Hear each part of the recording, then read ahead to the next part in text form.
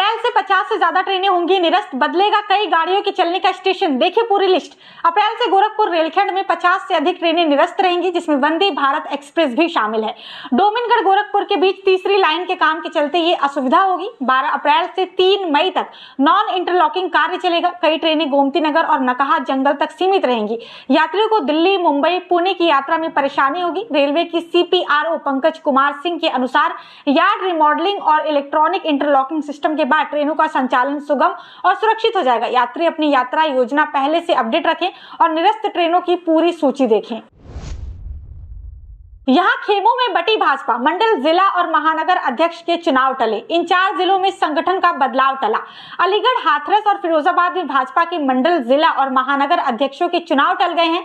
ब्रज प्रांत में 4 जिलों में संगठनात्मक बदलाव रोक दिया गया है, जिससे पार्टी के भीतर गुटबाजी चरम पर पहुंच गई है। स्थानीय भाजपा 4 खेमों में बट चुकी है, जिसमें केंद्रीय और राज्य जनप्रतिनिधियों के गुट शामिल हैं। संघ प्रमुख मोहन भागवत के अप्रैल प्रवास के बाद ही चुनाव प्रक्रिया पर निर्णय लिया जाएगा। इस बीच पुराने मंडल अध्यक्ष ही कार्यभार संभालेंगे। पार्टी के दावेदार टाल मटोल से परेशान है, क्योंकि उनके अब तक के प्रयास बेकार जाने का डर है। रात और दोपहर में हुई बारिश, फिर खिली चटक धूप, मौसम के बदले मिजाज ने बढ़ाई किसानों की चिंता। यूपी के श्रावस्ती में मौसम का मिजाज अचानक बदलने से किसानों की चिंता बढ़ गई है। शुक्रवार रात गरज चमक के साथ हल्की बारिश हुई और शनिवार दोपहर में तेज हवाओं के बीच फिर बारिश हुई। हालांकि बाद में चटक धूप खिली और मौसम सामान्य हो गया। खेतों में पककर तैयार सरसों, अलसी, मसूर और फल फूल, फिर सब्जियां नुकसान के खतरे में है। किसानों को ओलावृष्टि की संभावना से डर है, क्योंकि तेज बारिश और हवाओं से फसलें गिर सकती हैं। फिलहाल फसलों को नुकसान नहीं हुआ है, लेकिन मौसम का बदलता मिजाज अभी भी किसानों के लिए चिंता का विषय बना हुआ है। एल्यूमीनियम और स्टील पर अमेरिकी टैरिफ से मुरादाबाद के निर्यातक बेचैन, तैयार उत्पादों के डंप होने का खतरा। अमेरिका द्वारा एल्यूमीनियम और स्टील पर टैरिफ लगाने से मुरादाबाद के पीतल निर्यातकों की चिंता बढ़ गई है। अमेरिकी खरीदारों ने ईमेल भेजकर उत्पादों में इन धातुओं का मिश्रण न करने को कहा है, जिससे तैयार माल डंप होने का खतरा बढ़ गया है। निर्यातकों को अब उत्पादों में बदलाव करना होगा, जिससे मुनाफे पर असर पड़ेगा। मुरादाबाद में करीब 2500 निर्यातक हैं और 2023-24 में कुल 10,128 करोड़ रुपए का निर्यात हुआ था। एक्सपोर्ट्स को उम्मीद है कि भारत और अमेरिका के बीच टैरिफ विवाद सुलझ सकता है, इसलिए वो इंतजार कर रहे हैं। बलरामपुर में तेंदुए की दहशत, पगचिन्ह मिलने के बाद वन विभाग ने लगाया पिंजरा, बाप बेटे पर कर चुका है हमला। यूपी के बलरामपुर के सोहिलवा जंगल के धामचौरी गांव में तेंदुए के पगचिन्ह मिलने से दहशत फैल गई है।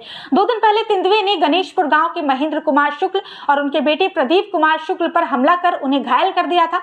वन विभाग की टीम ने तेंदुए को पकड़ने के लिए पिंजरा लगाया है और रेंजर शत्रुघ्न लाल और वन दरोगा जीव रखन प्रसाद को निगरानी की जिम्मेदारी सौंपी गई है।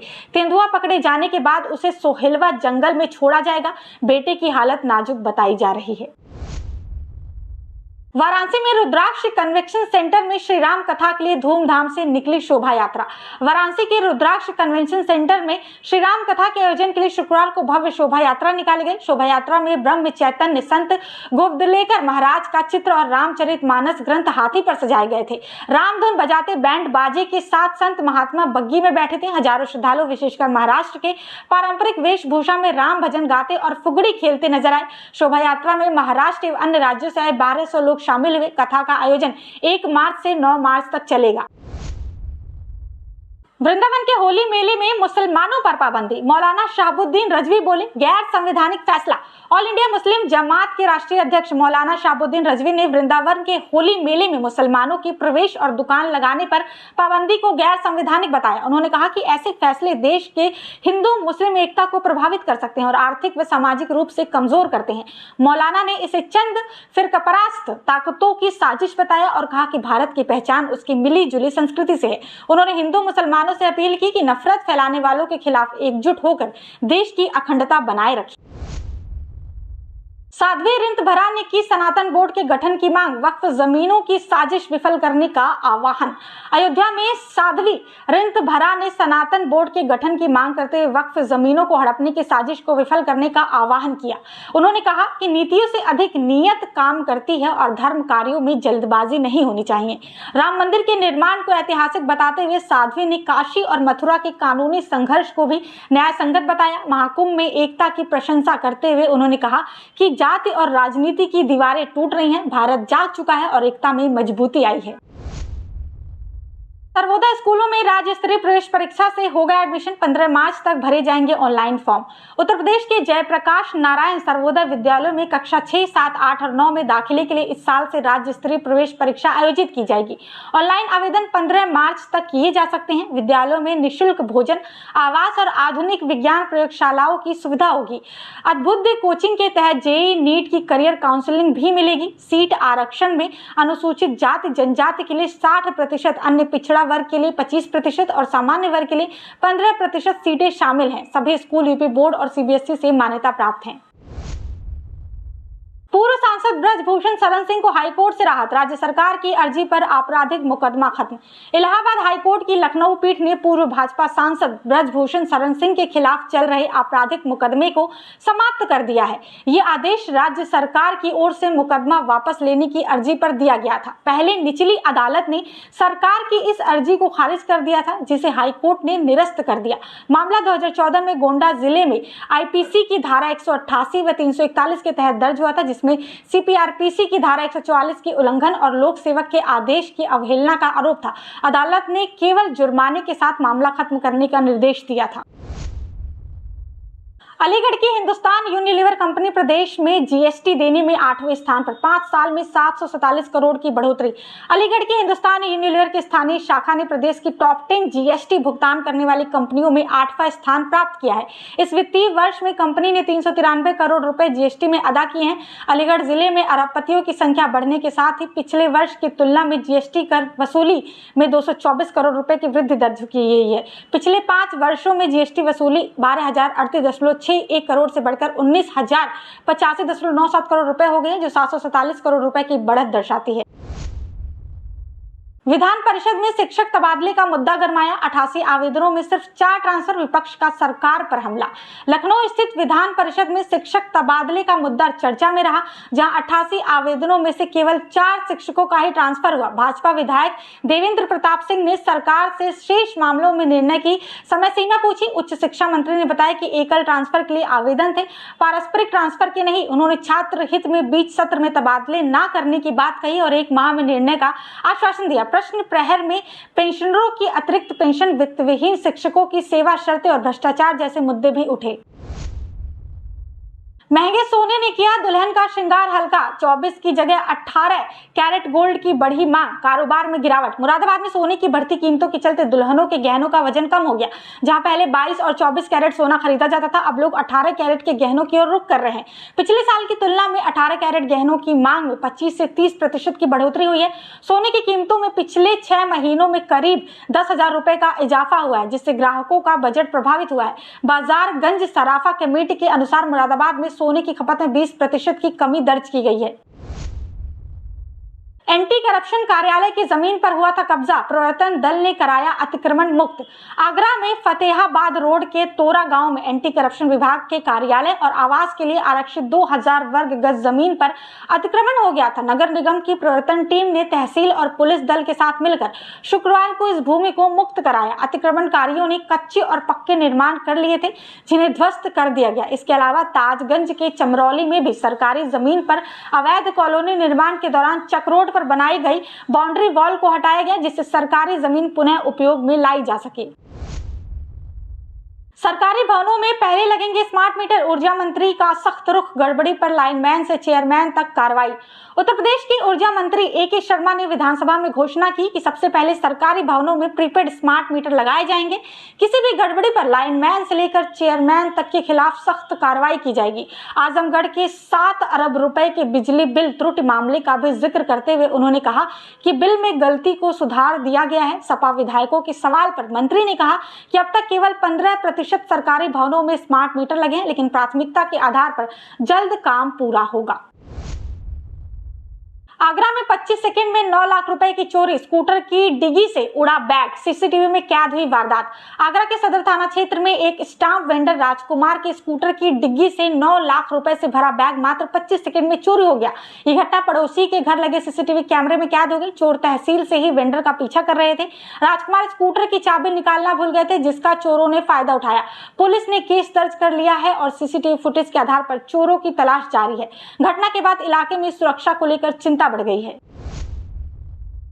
पावर कॉर्पोरेशन में निदेशक चयन पर विवाद, दलित पिछड़े अभियंताओं को नहीं मिला कॉल लेटर, चयन प्रक्रिया रद्द करने की मांग। लखनऊ में पावर कॉर्पोरेशन में 6 मार्च को होने वाले 17 निदेशकों के चयन के लिए दलित और पिछड़े वर्ग के अभियंताओं को साक्षात्कार के लिए कॉल लेटर न भेजने का मामला तुल पकड़ गया है। अभियंता संगठनों ने पावर कॉर्पोरेशन प्रबंधन पर मनमानी और सरकार की छवि को धूमिल करने का आरोप लगाया है। एसोसिएशन के पदाधिकारियों ने मुख्यमंत्री को पत्र भेजकर चयन प्रक्रिया रद्द करने और मनमानी करने वाले अधिकारियों पर कार्रवाई की मांग की है।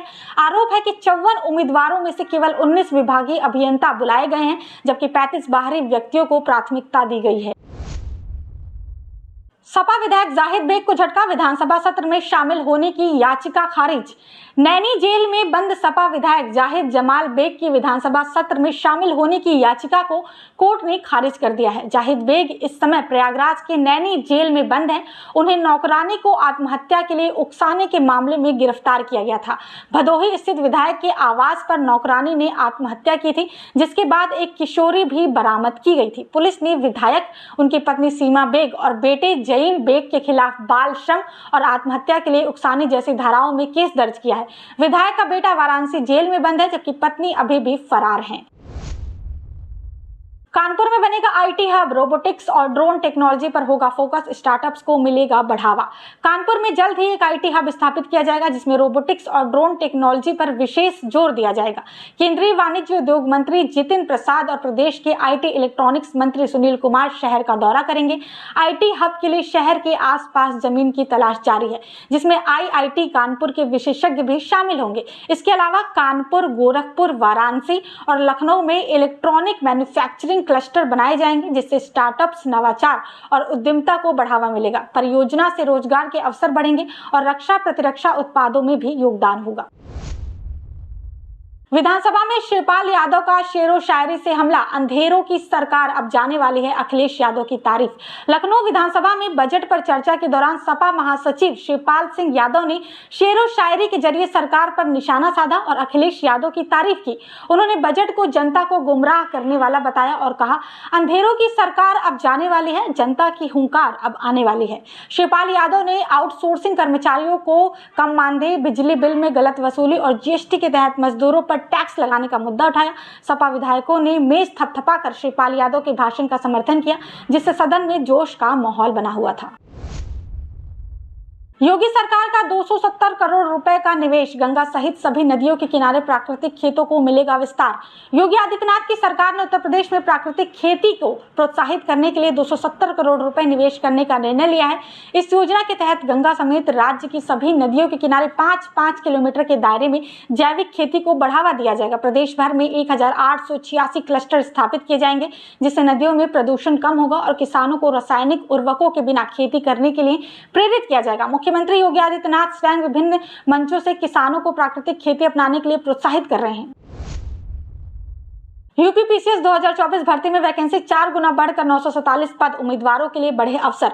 उत्तर प्रदेश लोक सेवा आयोग की पीसीएस 2024 प्रारंभिक परीक्षा में हुई देरी का फायदा अभ्यर्थियों को मिला है।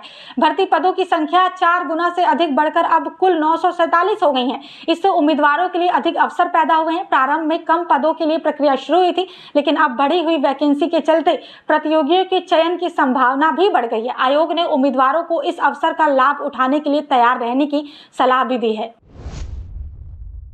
रेलवे में नौकरी का सुनहरा मौका, ग्रुप डी भर्ती के लिए 32,438 पदों पर आवेदन की अंतिम तिथि 1 मार्च। रेलवे भर्ती बोर्ड ने ग्रुप डी भर्ती 2025 के तहत 32,438 पदों पर आवेदन की अंतिम तिथि 1 मार्च 2025 तक बढ़ा दी है। ये उम्मीदवारों के लिए सरकारी नौकरी पाने का बेहतरीन अवसर है। इच्छुक उम्मीदवारों को जल्द से जल्द आवेदन प्रक्रिया पूरी करने की सलाह दी गई है, ताकि आखिरी समय की परेशानियों से बचा जा सके। आवेदन और पात्रता संबंधी जानकारी रेलवे भर्ती बोर्ड की आधिकारिक वेबसाइट पर उपलब्ध है। देरी न करें, समय रहते आवेदन करें और अपने करियर को एक नई दिशा दें। यूपी सिपाही भर्ती परीक्षा परिणाम मार्च के अंत तक जल्द जारी होगी चयन सूची। उत्तर प्रदेश सिपाही भर्ती परीक्षा का परिणाम मार्च 2025 के अंत तक जारी होने की संभावना है। परीक्षा सफलतापूर्वक संपन्न हो चुकी है और अब उम्मीदवार बेसब्री से परिणाम का इंतजार कर रहे हैं। चयन सूची जल्द ही आधिकारिक वेबसाइट पर उपलब्ध होगी। उम्मीदवारों को सलाह दी जाती है कि वो यूपी पुलिस भर्ती बोर्ड की आधिकारिक वेबसाइट पर नियमित रूप से अपडेट चेक करते रहें ताकि किसी महत्वपूर्ण सूचना से चूक ना हो। जल्द ही चयनित उम्मीदवारों की सूची जारी होने की उम्मीद है जो पुलिस सेवा में अपना करियर बनाने का सपना देख रहे हैं। 31 मार्च तक जोड़ सकेंगे पात्र परिवारों के नाम। यूपी में सर्वे शुरू। प्रधानमंत्री आवास योजना ग्रामीण के दूसरे चरण का सर्वे यूपी में शुरू हो गया है। पात्र परिवारों के नाम 31 मार्च 2025 तक स्थायी प्रतीक्षा सूची में जोड़े जाएंगे। इस योजना को केंद्रीय ग्रामीण विकास मंत्रालय ने 2024-25 से 2028-29 तक के लिए मंजूरी दी है। योजना का उद्देश्य ग्रामीण क्षेत्रों में गरीब और बेघर परिवारों को पक्के मकान उपलब्ध करवाना है। सभी पात्र लाभार्थियों को सलाह दी जाती है कि वो सर्वे प्रक्रिया में सक्रिय रूप से भाग लें और अपने दस्तावेजों को तैयार रखें ताकि उनका नाम प्रतीक्षा सूची में शामिल किया जा सके।